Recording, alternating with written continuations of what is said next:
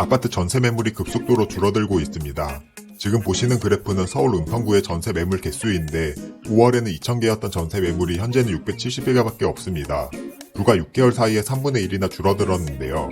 서울은 입주하는 아파트도 없어서 앞으로 전세 매물은 더더욱 줄어들 것으로 보입니다. 단순히 전세 매물이 줄어드는 게 뭐 어때서 라고 할 수도 있지만 전세 매물이 줄어들면 그만큼 공급이 줄어들기 때문에 전세가가 오를 수밖에 없습니다. 전세 수요는 일정한데 전세 매물 개수는 한정적이니 많은 사람들이 얼마 없는 전세를 원하게 되고 전세 가격은 오를 수밖에 없습니다. 그러면 서울의 전세 가격이 오른다고 매매가도 같이 오를까요? 서울이 아닌 지방의 경우 앞으로 어떻게 될까요? 오늘 영상에서는 전세 매물 개수가 급격히 줄어드는 이 시기에 현재 상황을 객관적으로 파악하고 그럼 앞으로 어떻게 대처를 해야 할지 전부 말해보겠습니다. 먼저 현재 상황입니다. 이전에 보여드렸던 것과 같이 지금은 전세 매물이 줄어들고 있는 시기입니다. 대표적으로 경기도를 보면 2022년 12월 69,000개였던 전세 매물은 현재 39,000개로 대략 반토막이 되었습니다. 참고로 여기서 전세 매물은 네이버 부동산 기준의 인터넷 매물이며 대부분의 전세 매물은 네이버 부동산에 등록이 되기 때문에 조금의 오차는 있을 수 있어도 흐름은 맞다고 보시면 됩니다. 또한 이 메뉴는 아실이라는 부동산 사이트의 매물 증감 메뉴를 통해서 확인할 수 있으니 참고해주세요. 경기도뿐만 아니라 대전광역시도 올 초 5,600개였던 전세 매물이 현재는 2,300개 수준으로 절반 이상 줄어들었습니다. 지역 간의 차이는 있지만 대부분 전세 매물이 급감한 것을 볼 수 있는데요. 전세 매물이 줄어들면서 전세 가격 또한 올라가고 있는 상황입니다. 경기도의 전세 가격 지수는 8월부터 상승으로 전환했고 대전 역시 마찬가지로 8월부터 상승세를 이어나가고 있습니다. 그러면 현재 전세를 살고 있는 분들은 전세난을 겪을까 걱정할 거고 무주택자분들은 전세가가 오르면 매매가도 같이 오르는 게 아닐까라고 생각할 수도 있는데요.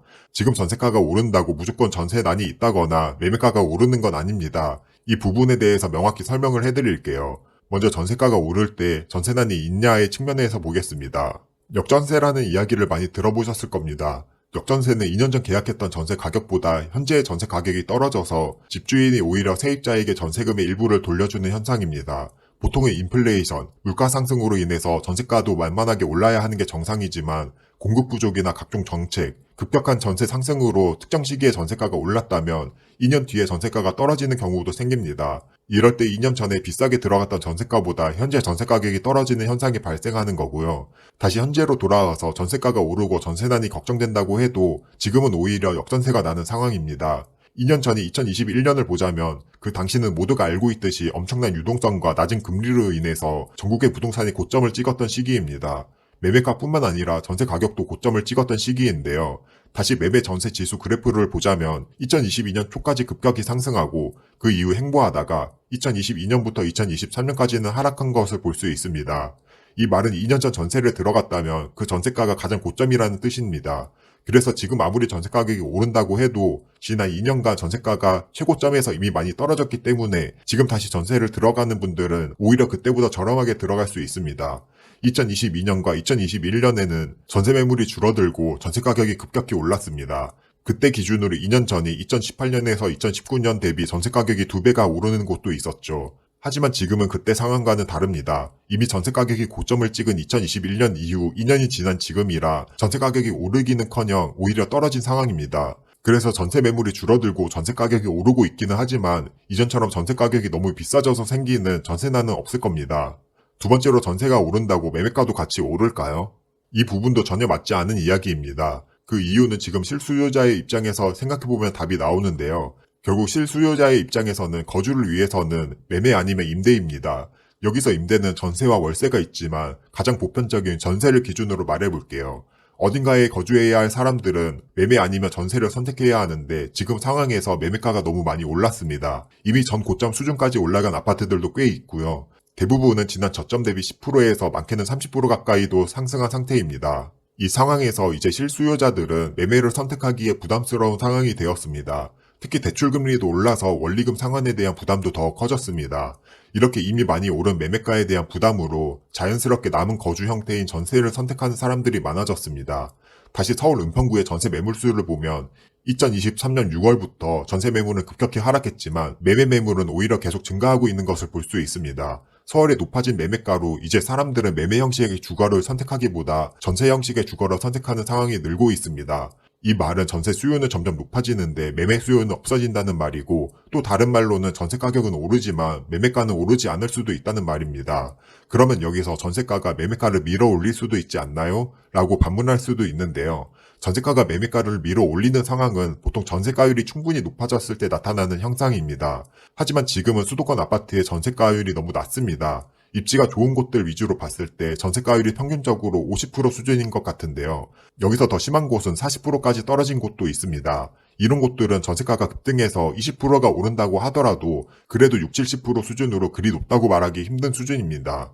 이렇게 현재 전세가율이 낮은 곳들은 전세가가 오르더라도 전세가가 매매가를 밀어 올려서 매매가까지 같이 오르는 상황은 나오지 않을 겁니다. 그러면 서울 수도권 말고 지방은 어떤 상황일까요? 각 지역의 상황마다 다르겠지만 지방의 경우 서울 수도권에 비해서는 전세가율이 높은 상황입니다. 한 가지 예시로 청주의 한 아파트를 가져와 봤는데요. 청주에서 가장 좋은 아파트들 위주로 조사를 해봤을 때 전세가율이 7-80% 수준인 것을 확인했습니다. 앞으로 전세가율이 10%만 올라도 8-90% 수준으로 전세가율은 충분히 높아집니다. 이때는 서울과는 다르게 전세가가 매매가를 밀어 올려서 매매가도 같이 오르는 상황이 발생할 수 있습니다. 그러면 앞으로 실수요자들은 어떻게 해야 할까요? 먼저 현재 서울과 수도권의 전세가율이 50% 수준인 것들은 매수하지 않기를 추천드립니다. 집값은 전세가까지 하방이 열려있는 데 반해서 그 정도의 매매가를 주고 집을 살 바에는 차라리 저렴한 전세를 선택할 확률이 높기 때문입니다. 즉 매매가가 크게 오를 이유가 안 보이기 때문이죠. 높은 금액을 주고 집을 사느니 매매가 대비 훨씬 저렴한 전세를 살기를 추천드리고요. 특히 입주 물량이 많은 곳이나 이제 입주를 시작한 곳은 더 저렴하게 전세를 들어갈 수 있으니 꼭 주변에 입주하는 곳을 체크해보세요. 새 아파트를 저렴하게 4년 살 수 있으니 이보다 좋은 방법도 없습니다. 반면 서울 수도권이 아닌 지방이나 경기도 외곽, 인천의 경우 전세가율이 70%를 넘어서 80%에 근접하다면 매매를 생각하는 것도 좋습니다. 전세가율이 높다는 말은 매매가의 거품이 꽤나 빠졌다는 말과 똑같습니다. 그렇기 때문에 너무 비싸게 주고 사는 건 아니고, 또한 여기서 전세가율이 10%만 올라줘도 매매가에 하방이 생기고 전세가가 매매가를 밀어 올려 집값도 오르는 효과를 볼 수 있습니다. 저는 무조건 하락론자가 아닙니다.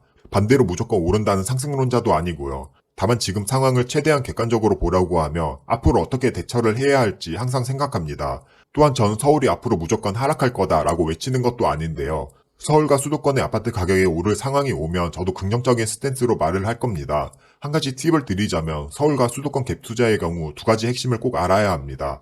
첫 번째로 전세가율이 올라서 갭 투자금이 적게 들 때 투자하고, 두 번째로 전세가와 매매가가 올라서 투자금을 회수할 때 또 저평가된 재투자를 하는 겁니다.